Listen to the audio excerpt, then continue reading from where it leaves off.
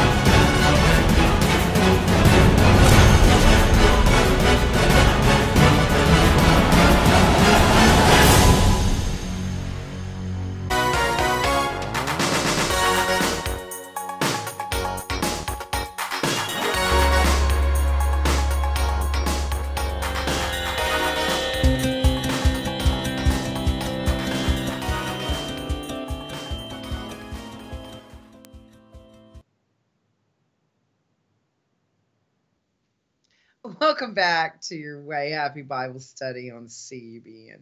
Glory to God. We are going into chapter 4 of Genesis. I don't know about you, but I really enjoy this study on Tuesday, Wednesday, and Thursday nights with you. It seems like, I just submitting myself to God and let Him do His thing. He's the one that teaches, not me. I'm in this to learn too. And I do learn in this process. And this is fun for me. And as soon as the show's over, I do the very same thing that you see me do when the show's going on without the hot lights. I'm still in the Word. And I'm still studying before the show, after the show, all the time. Because I really enjoy it. I love to learn from God. It's wonderful. There's nothing I'd rather do. And so I'm pretty worthless here on this planet as far as, the world goes. What's the term? Being so heavenly minded, you're of no earthly good. Well, I don't agree with that. I think unless you're heavenly minded, you're of no earthly good. That's the way I see it. But anyway, let's get on with our study. Genesis chapter 4, verse 1. And Adam knew Eve his wife, and she conceived and bare Cain, and said, I have gotten a man from the Lord. Now this term, knew Eve his wife, this refers to a physical joining with his wife, which produces children. Okay? So he knew Eve his wife, and be careful about knowing biblically anyone you're not married to, because there is a spiritual joining as well as a physical joining in that process, and they can imprint on you, on your spirit. Someone you join physically with can. I'll give you an example. Let's say you hate peanut butter and they love peanut butter. A physical joining with them is also a joining of spirits, and you may find yourself with cravings for peanut butter, even though you don't like it. It's a scary thing, actually. If we knew the full implications of non-marital joinings, then you would run from it like the plague. Okay, just saying. So Eve conceived and bare Cain. Now Cain was born without a temple inside him. He is the example of flesh without a temple. Now I've been asked, you'd be surprised how many times I've been asked, was Cain the result of a physical relationship between the serpent and Eve? No. No. No. I know. No. Cain is the child of Adam and Eve, but he's born. He is an example of flesh with no temple. See, there were people in the world outside the garden because Cain was scared to death that somebody would find him and kill him. Well, if there's no other people, who's going to find him and kill him? Also, he found a wife in the land of Nod. Where'd she come from if there was no other people? I think what happened is that God created humanoids, which would be human bodies with no temple inside them. And he referred to them as just another beast of the earth. They're no different than animals in the way they think. They're very self-survivalist, like an animal. An animal's going to do anything it takes to survive. And that's what those who are born of flesh only do. They're not a higher evolved creation like Adam. Adam's body was also made of the dust of the earth, but God breathed a temple inside him, breathed life. You know what life is? Jesus says, I'm the way, the truth, and the life. So God breathed Jesus into Adam by the Spirit and created the temple inside Adam. And this gave a place for God to dwell within Adam. And from within, he can guide him and counsel him and teach him and comfort him and all of these things that he's so wonderful at doing. Now, Eve conceived and bears Cain. She says, I have gotten a man from the Lord. In verse 2, and she again bare his brother Abel. Now, Abel was born with the temple inside him, a child of God. And Abel was a keeper of sheep. Now, isn't it interesting that God says, feed my lambs. If you love me, feed my lambs. And Abel, the first child of God, born with the temple inside him after Adam, and Eve, she had the temple inside her because she was a part of Adam when God took her out of him. So she had the temple in her also. But Abel was a keeper of sheep. He's feeding lambs. The first child of God born of Adam and Eve, keeping lambs. But Cain was a tiller of the ground. Those who are born flesh only, they are fleshly in their thoughts as well. They are centered, everything they do is centered on this world right here that we see all around us. But Abel was a respecter of the Almighty God. He wanted to be pleasing to God, as do all the children of God born with the temple inside them. None of us want to be God's enemy. We don't know how to be his friend a lot of times, but we certainly know we don't want to be his enemy. In verse 3, and in process of time, it came to pass that Cain brought of the fruit of the ground an offering unto the Lord. Now, this was a big mistake from the very beginning. He's bringing an offering of the fruit of the ground. That's not what God requested. God told them, take a lamb. It has to be a blood sacrifice. But Cain is thinking, well, I don't want to go buy a lamb from my brother or trade with my brother. I want to give God something that I made, something that I did. I. Rather than giving God what he had told them he wanted from them. Okay, he desires obedience, not sacrifice. Cain's idea is that he wants to sacrifice to God something that meant a lot to him, something that he did with the work of his hands. That's the wrong kind of thinking. What you give God is what he asks for, not what you think he wants more than what he said. Okay, obedience, not sacrifice. Cain brought the fruit of the fruit of the ground an offering unto the Lord. In verse 4, and Abel he also brought of the firstlings of his flock and of the fat thereof. He brought a lamb without spot or blemish, just like God had instructed. And the Lord had respect unto Abel and to his offering. In verse 5, but unto Cain and to his offering he had not respect. And why? Because Cain didn't do what he told him to do. He's trying to think for himself, and the last thing that we need to be doing is thinking for ourselves. We need to be listening to God instead. And Cain was very wroth. He was angry. And his countenance fell. That's his attitude. He's like, he's offended because God didn't receive his sacrifice with respect. Well, don't you know you don't get offended at God? You do what you're told. And so his countenance falls. He's got a bad attitude. In verse 6, and the Lord said unto Cain, why art thou wroth? Why are you angry? And why is thy countenance fallen? Why you got a bad attitude now? In verse 7, if thou doest well, shalt thou not be accepted?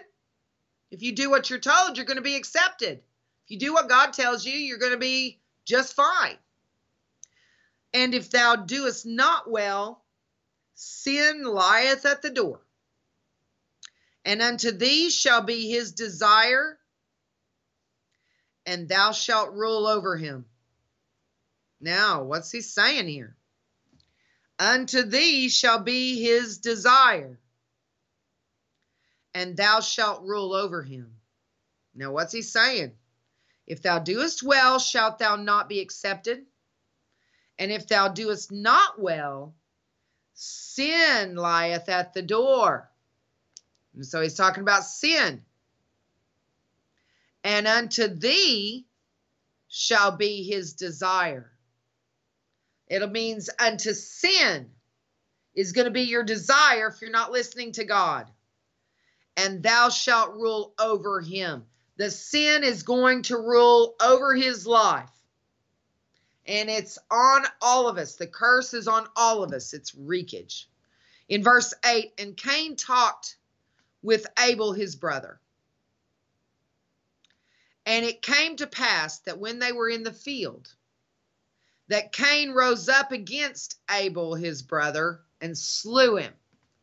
His brother probably said something that really provoked him, and he killed him. In verse 9, and the Lord said unto Cain, where is Abel thy brother? And he said, I know not. Am I my brother's keeper? That's where that term comes from. Cain was asked, where's Abel? He said, I don't know. Am I my brother's keeper? In other words, is it my turn to watch him? He had a bad attitude. In verse 10, and he said, what hast thou done? The voice of thy brother's blood crieth unto me from the ground. See, Abel was still alive outside of his body. The life is in the blood. That's why Jesus shed his blood for us, that to give us his life. And that's also why we're instructed not to ingest blood of any creature, because the life of that creature is in its blood. The last thing you want is the life of a creature inside you. Okay, that's not going to be helpful to you. He said, what hast thou done? The voice of thy brother's blood crieth unto me from the ground. And now art thou cursed from the earth, which hath opened her mouth to receive thy brother's blood from thy hand. Abel's body was destroyed here, but he's still alive outside this world. His voice he was still alive. His voice is crying from the ground. In verse 12, when thou tillest the ground, it shall not henceforth yield unto thee her strength, because he had shed blood into that ground. It shall not henceforth yield unto thee her strength. So all of a sudden, Cain couldn't grow anything, and that's what he depended on. A fugitive and a vagabond shalt thou be in the earth. A vagabond is someone who doesn't belong anywhere. They just are constantly moving. A fugitive, someone known to have murdered his own brother. And Cain said unto the Lord, my punishment is greater than I can bear. In verse 14, behold, thou hast driven me out this day from the face of the earth. Now, from the face of his family. And from thy face shall I be hid. He's distraught because he's being driven out from his family. He's going to be a fugitive. Anybody who finds him is going to kill him, he believes. And a vagabond, he's never going to have a home. He's going to have to keep traveling all the time, never be able to stay in one place more than very long. You know, kind of like Yasser Arafat used to do. And from thy face shall I be hid, and I shall be a fugitive and a vagabond in the earth. And he's whining. And it shall come to pass that every one that findeth me shall slay me. Well, you can only be slain once, can't you? So he says, everyone that findeth me shall slay me. In verse 15, and the Lord said unto him, therefore, whosoever slayeth Cain, vengeance shall be taken on him sevenfold. So he's saying, I'll give you some protection here to where, you know, nobody's going to slay you. And the Lord set a mark upon Cain. Now, isn't this interesting that the mark of the beast is in either the hand or the forehead? Cain's forehead is where God marked him, lest any finding him should kill him. Instead, it was a dread that was put upon him to where anyone finding him is going to go the other way. They're not going to bother him. Kind of like the dread he put on the animals where man is concerned. They usually will run away, but if that dread was removed, they would attack instead. And that's one of the effects of the 7-year tribulation period, and especially the second half, is animal attacks. In verse 16, and Cain went out from the presence of the Lord and dwelt in the land of Nod on the east of Eden. Well, there is no going out from the presence of the Lord, okay? He's with you everywhere you go. He can see you. If you make your bed in heaven or in hell, he's there, and according to the word. And he dwelt in the land of Nod on the east of Eden. In verse 17, and Cain knew his wife. This is another biblical joining, physical joining. And she conceived. There were people other than Adam and Eve and their children on the earth. And even after they got kicked out of the garden, there were other people. But they were not like Adam and Eve, who had the temple inside them. They were not like Abel. They were like Cain, just flesh, no different than the animals, really, and referred to as the beasts of the earth that were created on the 6th day. Okay? So Cain found a wife out there. There were other people, but they weren't like Adam. Adam is the first of his kind. He's the first of our kind. We're born with the temple inside him for God to dwell within him. And if you are born with the temple inside you, you are a descendant of the living, of Adam and Eve. Cain knew his wife, and she conceived and bare Enoch. This is not the same Enoch who was pleasing to God and who was raptured. This is not the same Enoch. This is Cain's son Enoch. Okay? Cain's son Enoch. And this is also the author of the book of Enoch. It is not the raptured Enoch who wrote that book. That book talks about fallen angels, the watchers, and talks about gives their names, and it is it's familiarity with evil that you don't want. So if you have not studied it, I would not recommend that you do. I tried to study it 3 times, and God wouldn't let me. He would not let me. I read page 1, and I couldn't retain it. Couldn't retain anything. I tried to read it again, couldn't retain anything.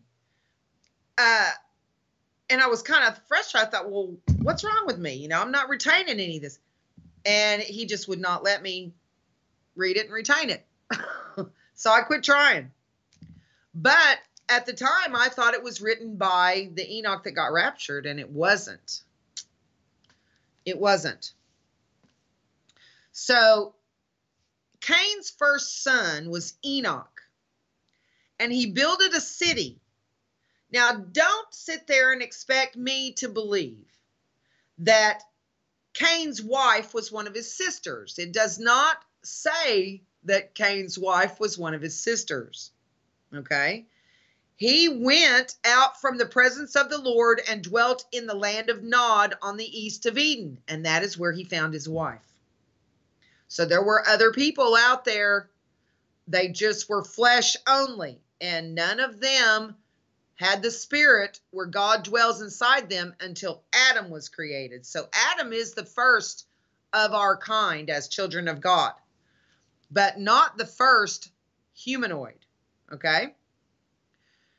So Enoch, Cain knew his wife. She conceived and bare Enoch, and he builded a city and called the name of the city after the name of his son, Enoch. So obviously, Cain did not build a city all by himself. He found other people out there on his journeys. In verse 18, and unto Enoch was born Irad, and Irad begat Mehujael, and Mehujael begat Methusael, and Methusael begat Lamech. And Lamech took unto him 2 wives. The name of the one was Ada, and the name of the other Zillah. That poor thing would just have a really hard time in our modern world being named Zillah, wouldn't she? And Ada, like, kind of like Godzilla, in verse 20, and Ada bare Jabal. He was the father of such as dwell in tents, and of such as have cattle. In verse 21, and his brother's name was Jubal, and he was the father of all such as handle the harp and organ. Now notice, Satan is the archangel, Lucifer, right? He was responsible for worship and music. Music is a very powerful weapon in the hands of evil. In verse 22, and Zillah, she also bare Tubal-Cain, an instructor of every artificer in brass and iron. Notice that all these descendants of Cain are earthy. And the sister of Tubal-Cain was Naamah. And Lamech said unto his wives, Ada and Zillah, hear my voice, ye wives of Lamech, hearken unto my speech. For I have slain a man to my wounding, and a young man to my hurt. So Lamech killed someone, and evidently it was an accident, or perhaps in a fit of anger, but he said, I have slain a man to my wounding. So he says, this has hurt me that I've slain this man, and a young man to my hurt. In verse 24, if Cain shall be avenged 7-fold, truly Lamech 70 and 7-fold. So he was worried that he was going to be killed by anybody who would find him as well as a descendant of Cain. In verse 25, and Adam knew his wife again, and she bare a son, and called his name Seth. For God, said she, had appointed me another seed instead of Abel, whom Cain slew. And to Seth, to him also there was born a son, and he called his name Enos. Then began men to call upon the name of the Lord. So at this point, now the Lord is known by the those who are born just of flesh only, and those who are born with the temple inside. And you have those who are born of flesh who are moral, but they are not born of God. They have pride in their own morality, what they determine as their morality.